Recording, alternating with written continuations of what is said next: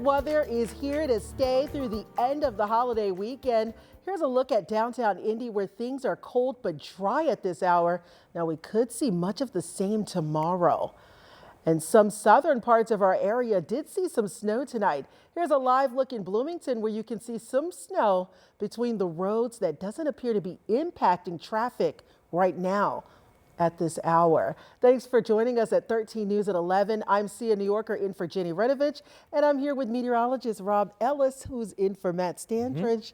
Yes, it is cold out there. It is, yeah. Thankfully, most of the snow stayed well to the south. Yeah. We did have some snow showers in Bloomington, but this is a pattern we're going to stay stuck in for a while. So get used to it. Let's get right into it and talk about the radar, which is active if you look at it from a larger perspective. But really, across central Indiana, it's relatively quiet, especially in the city. Had a few flurries here and there, especially farther to the south. Most of that moisture just could not overcome the dry air that's been in place, which is good news if you had to be traveling around the area today. Most of the accumulating snow did not cause any problems. Now we really just watch the temperatures. 20s already, that's where we're sitting. And because the winds have stayed up a bit, we do have a wind chill right now of 17 in Indianapolis. It feels like 10 in Kokomo. And I think these numbers will likely drop into the single digits for some of you as our temperatures are expected to drop. Most of the snow showers will stay farther to the south. We're essentially done with this system. If we do get some clearing, which you saw in that picture a little bit earlier, that video that showed the clouds off in the distance,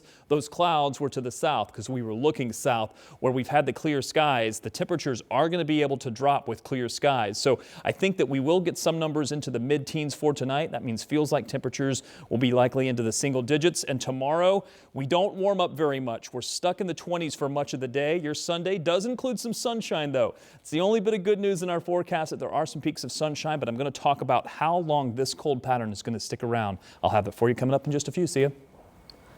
Thank you, Rob. Tonight, Indiana State Police and the State Fire Marshal's Office is investigating a devastating fire in northern Indiana, which left one small child dead and another seriously injured.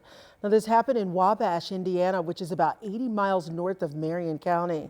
We're told firefighters were called to a house fire just after noon today. When a passerby saw the fire, alerted family in another part of the house. While putting out the fire, crews found a 2-year-old who had died and a 6-month-old baby who was seriously injured. They were able to give life-saving measures to the 6-month-old who is now listed as stable at Riley Hospital. An investigation is underway into how the fire started and how the 2-year-old child died. Tonight, we're learning more about a child who was shot Friday on Indy's east side. IMPD tells 13 News the child is expected to survive after he was shot in the 5200 block of 21st Street near Emerson Avenue around 1 yesterday afternoon.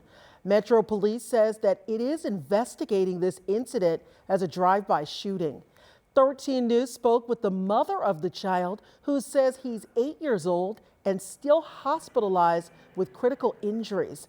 As of tonight, no arrests have been made.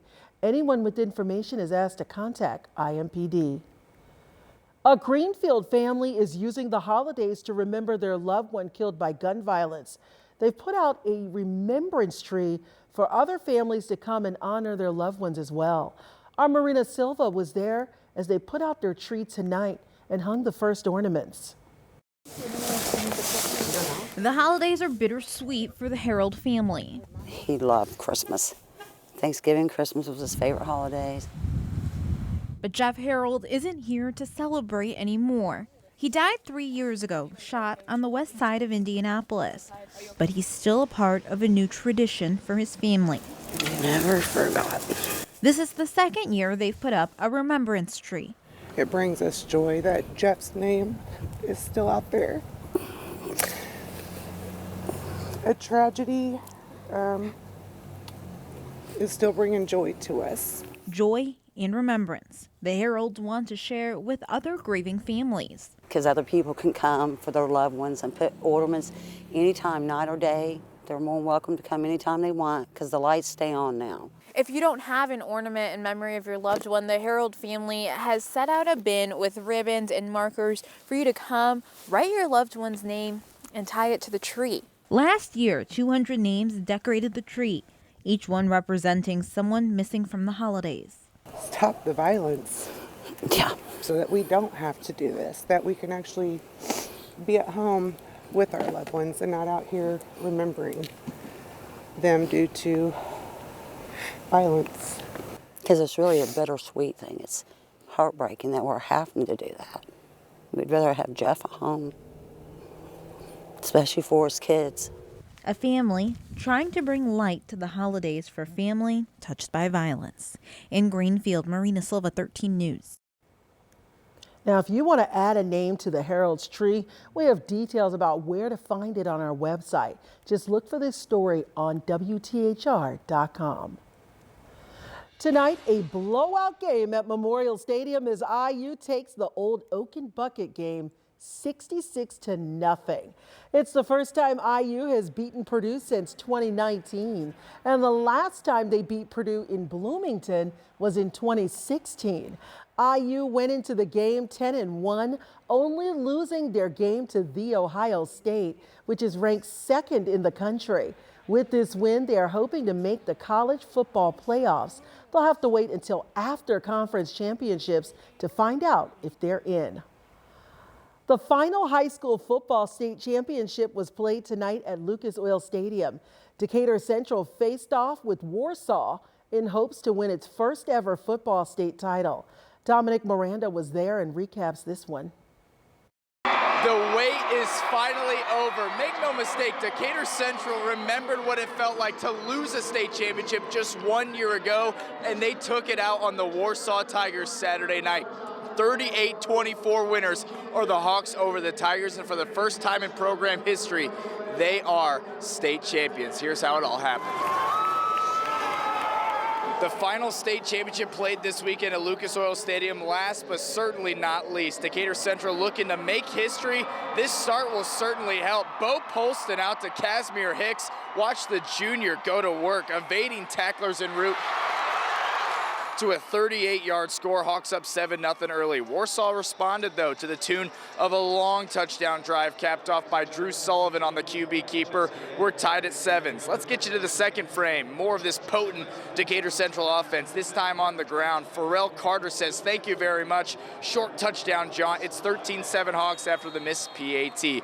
Offense wins games, defense wins championships. How about a fumble recovery right there for the Hawks, and they would capitalize. If it ain't broke, don't fix it. Polston to Hicks right into your living room. Touchdown Hawks, and they can start to taste it. 2-point try is good, and DC goes to the locker room on top 24-10. Second half action here. Warsaw scored a touchdown to pull back within 7.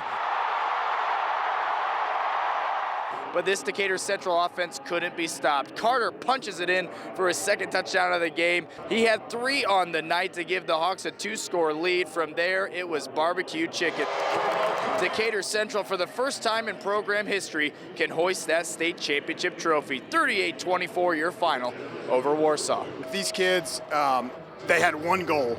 Most teams have 3 or 4 goals on a season, and they had one goal, and the goal was to get the blue one. Couldn't be more proud of the leadership that these young men put on display all season long, the work ethic, and to get here and get it done, man, just a resilient group of great kids. It's not just avenging a state championship loss from a year ago, but to etch your name in history as the only football state champions in program history, that's extremely special, and you heard how much it means to Coach Enright and this Decatur Central community. That does it for state championship weekend here at Lucas Oil Stadium. For the final time, Dominic Miranda, 13 Sports.